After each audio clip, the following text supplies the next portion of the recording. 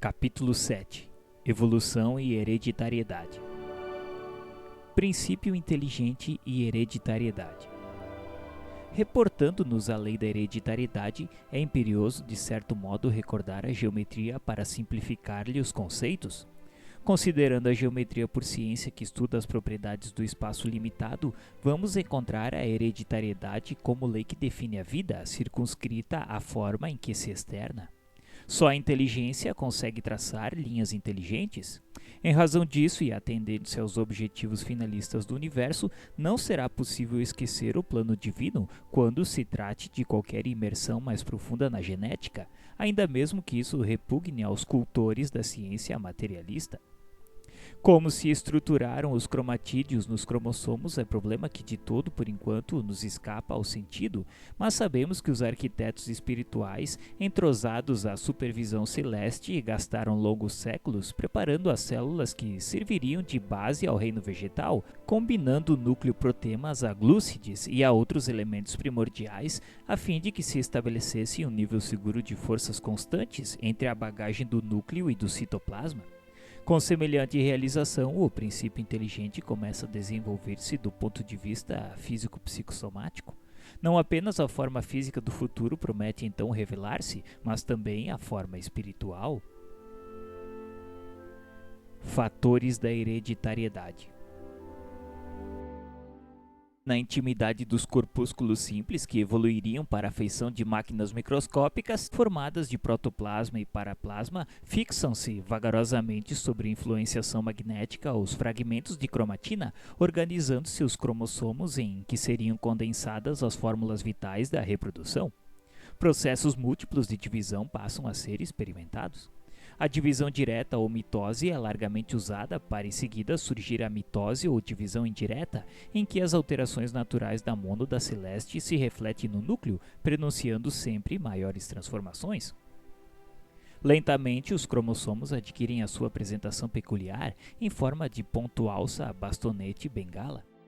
E a evolução que lhes diz respeito na cariocinese, desde a prófase à telófase, merece a melhor atenção dos construtores divinos, que através do centro celular mantém a junção das forças físicas e espirituais, ponto esse em que se verifica o impulso mental de natureza eletromagnética, pelo qual se opera o movimento dos cromossomos na direção do equador para os polos da célula, cunhando as leis da hereditariedade e da afinidade que se vão exercer, dispondo nos cromatídeos em forma de granulações perfeitamente identificáveis entre o leptotênio e o paquitênio, os genes ou fatores da hereditariedade que no transcurso dos séculos são fixados em número e valores diferentes para cada espécie.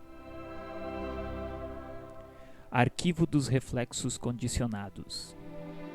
Através dos estágios nascimento, experiência, morte, experiência, renascimento, nos planos físico e extrafísico, as crisálidas de consciência dentro do princípio de repetição respiram sob o sol como seres autótrofos no reino vegetal, onde as células nas espécies variadas em que se aglutinam se reproduzem de modo absolutamente semelhante. Nesse domínio, o princípio inteligente, servindo-se da herança e por intermédio das experiências infinitamente recapituladas, habilita-se a diferenciação nos flagelados, ascendendo progressivamente à diferenciação maior na escala animal, onde o corpo espiritual, à feição de protoforma humana, já oferece moldes mais complexos diante das reações do sistema nervoso, eleito para a sede dos instintos superiores com a faculdade de arquivar reflexos condicionados. Construção do destino. Sofrem as células transformações profundas, porque o elemento espiritual deve agora viver como ser alótrofo, somente conseguindo manter-se com o produto de matérias orgânicas já elaboradas. Com a passagem do tempo e sob a inspiração dos arquitetos espirituais que lhes orientam a evolução da forma, avança na rota do progresso, plasmando implementos novos no veículo de expressão. Entre a esfera terrena e a esfera espiritual, adquire os orgânulos particulares com que passa a atender variadas funções entre os protozoários, como sejam os vacúolos pulsáteis para a sustentação do equilíbrio osmótico e os vacúolos digestivos para o equilíbrio da nutrição. Nos metazoários, conquista um carro fisiológico estruturado em aparelhos e sistemas constituídos de órgãos, que a seu turno são formados de tecidos compostos por células em complicado regime de diferenciação, e passando por longas e porfiadas metamorfoses, atinge o reino hominal, em que os gametas se erigem especializados e seguros no aparelho de reprodução, com elementos e recursos característicos para o homem e para a mulher, no imo do centro genésico, entre os aparelhos de metabolismo e os sistemas de relação. No ato da fecundação, reúnem-se os pronúcleos masculino e feminino, mesclando as unidades cromossômicas paternas e maternas, a fim de que o organismo, obedecendo à repetição na lei da hereditariedade, se desenvolva dentro dos caracteres genéticos de que descende. Mas agora, no reino humano, o espírito, entregue ao comando da própria vontade, determina com a simples presença ou influência no campo materno os mais complexos fenômenos endomitóticos no interior do ovo, edificando as bases de seu próprio destino no estágio da existência cujo início o berço assinala. Hereditariedade e afinidade. Nas épocas remotas, os semeadores divinos guiavam a elaboração das formas, traçando diretrizes ao mundo celular em favor do princípio inteligente, então conduzido ante a sociedade espiritual como a criança irresponsável ante a sociedade humana. Todavia, à medida que se lhe alteia o conhecimento, passa a responsabilizar-se por si mesmo, pavimentando o caminho que o investirá na posse da herança celestial no regaço da consciência cósmica. Com alicerces na hereditariedade, toma a forma física e se desvencilha dela para retomá-la em nova reencarnação, capaz de elevar-lhe o nível cultural ou moral, quando não seja para refazer tarefas que deixou viciadas ou esquecidas na retaguarda. Contudo, ligado inevitavelmente aos princípios de sequência, é compelido a renascer na Terra ou a viver além da morte, com raras exceções, entre os seus próprios semelhantes, porquanto hereditariedade e afinidade no plano físico e no plano extrafísico, respectivamente, são leis inelutáveis, sob as quais a alma se diferencia para a esfera superior, por sua própria escolha, aprendendo com larga soma de esforço a reger-se pelo bem invariável, que em lhe assegurando equilíbrio, também lhe confere poder sobre os fatores circunstanciais do próprio ambiente, a fim de criar valores mais nobres para os seus impulsos de perfeição. Geometria transcendente. Chegada a essa eminência, a criatura submete-se à lei da hereditariedade com o direito de alterar-lhe as disposições fundamentais até ponto não distante do limite justo, segundo o merecimento de que disponha.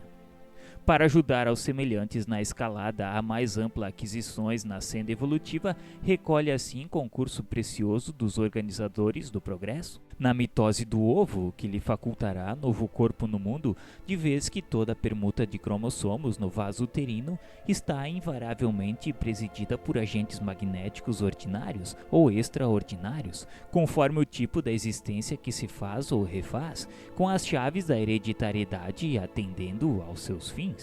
Eis porque, interpretando os cromossomos à guisa de caracteres em que a mente escreve, nos corpúsculos celulares a que servem as disposições e os significados dos seus próprios destinos, caracteres que são constituídos pelos genes, como as linhas são formadas de pontos, genes aos quais se mesclam os elementos chamados bióforos, e tomando os bióforos nesse ponto como sendo os grânulos de tinta que os cobrem. Será lícito comparar os principais germinativos nos domínios inferiores aos traços da geometria elementar, que apenas cogita de linhas e figuras simples da evolução, para encontrar nesses mesmos princípios, nos domínios superiores da alma, a geometria transcendente, aplicada aos cálculos diferenciais e integrais das questões de causa e efeito. Hereditariedade e conduta.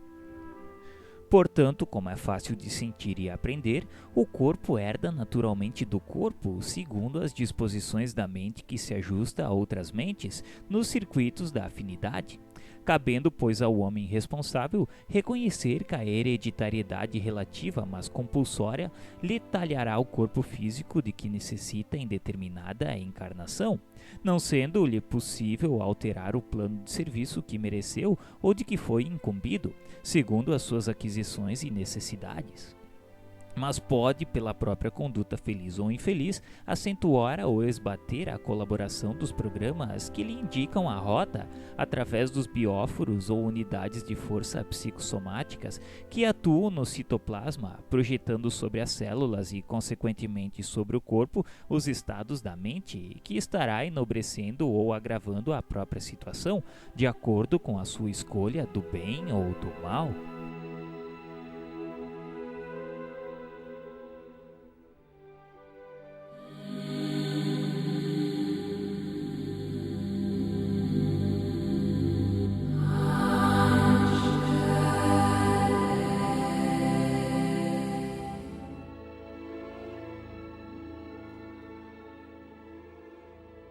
Capítulo 8.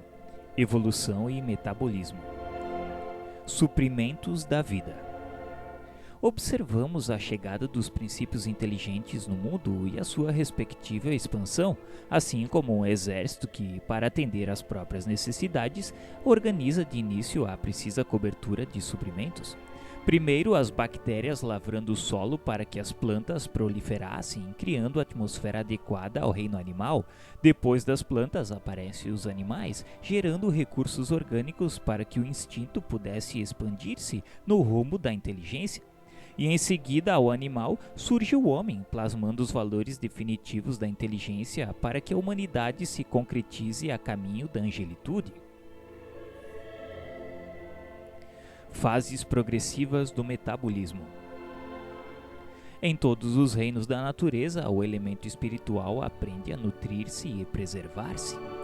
Por milhares de séculos, repete as operações da fotossíntese ou assimilação clorofiliana no Império Verde, pelo qual consome energia luminosa e elabora matérias orgânicas, desprendendo o oxigênio indispensável à constituição do ar atmosférico. E recapitula as operações da quimiossíntese em formas autótrofas, como sejam certas classes de bactérias que se utilizam de energia química para viver através da oxidação de compostos minerais. Gradativamente, no domínio vegetal, assimila os mecanismos mais íntimos da respiração, absorvendo o oxigênio e eliminando o gás carbônico pelos estômatos e pneumatodídeos, cutículas e lentículas, de modo a conduzir o oxigênio sobre as matérias orgânicas para a formação dos produtos de desassimilação e projeção de energia. E lentamente, em meio desprovido de matérias orgânicas, qual acontece com as nitrobactérias, as sulfobactérias, as ferrobactérias e etc., aprende também a oxidar respectivamente o amoníaco ou os nitritos, o ácido sulfídrico e o óxido ferroso. Em semelhantes atividades infinitamente repetidas, habilita-se ao ingresso no reino animal, onde, em estágios evoluídos mais nobres, se matriculará na técnica da elaboração automática dos catalisadores químicos, com a faculdade de transubstanciar matérias orgânicas complexas em recursos assimiláveis. Milênios transcorrem para que então consiga adestrar-se nas diástases diversas, como sejam as proteases e as zimases, entre os fermentos hidrolisantes e decomponentes. A crisálida de consciência inicia-se dessa forma na fabricação de prótides, glúcides, lípides e outros meios de nutrição, aprendendo igualmente a emitir hormônios de crescimento e vitaminas diversas no ciclo das plantas. Não apenas tecidos e órgãos do corpo físico se esboçam nas formas rudimentares da natureza, mas também os centros vitais do corpo espiritual que, obedecendo aos impulsos da mente, se organizam em moldes seguros com a capacidade de assimilar as partículas multifárias da vitalidade cósmica, oriundas das fontes vivas de força que alimentam o universo. Excitações químicas. Governando as células físicas, os agentes de natureza espiritual se evidenciam em todos os processos de nutrição, motivando as chamadas excitações químicas, também classificáveis por quimiotactismo eletromagnético.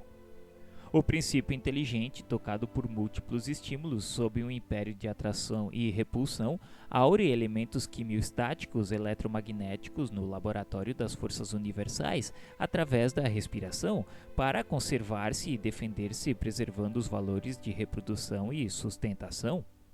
É assim que as células masculinas dos fetos são atraídas pelo ácido málico, enquanto as bactérias se movimentam obedecendo também a estímulos de ordem química.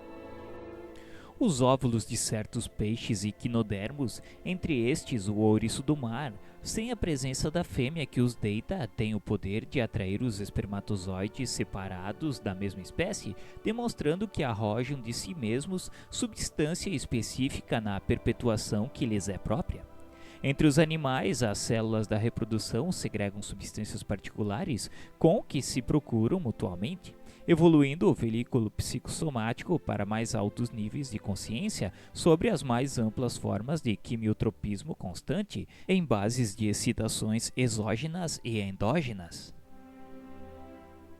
Administração do metabolismo.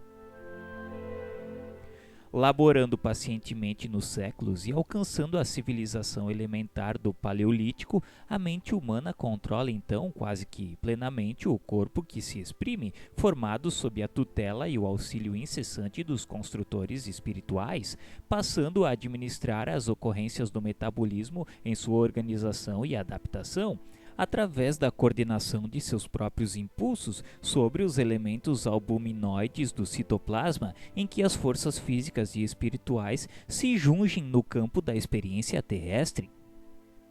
Os sistemas enzimáticos revelam-se definidos e as glândulas de secreção interna fabricam variados produtos, refletindo o trabalho dos centros vitais da alma.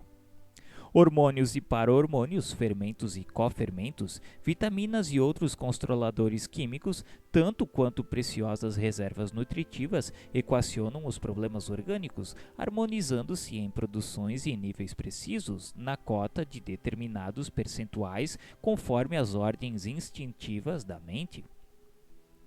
Todos os serviços da província biológica, inclusive as emoções mais íntimas, são sustentados por semelhantes recursos, constantemente lançados pelo próprio espírito no cosmo de energia dinâmica em que se manifesta. Experiências valiosas efetuadas com pleno êxito comprovaram que a própria miosina, ou sistema albuminoide da contração muscular, detém consigo as qualidades de um fermento, a adenosina trifosfatase, responsável pela catálise da reação química fundamental que exonera a energia indispensável ao refazimento das partículas miosínicas dos tecidos musculares. Acumulações de energia espiritual. Por intermédio dos mitocôndrios, que podem ser considerados acumulações de energia espiritual em formas de grânulos, assegurando a atividade celular, a mente transmite ao carro físico a que se ajusta durante a encarnação todos os seus estados felizes ou infelizes, equilibrando ou conturbando o ciclo de causa e efeito das forças por ela própria liberadas nos processos endotérmicos mantenedores da biossíntese.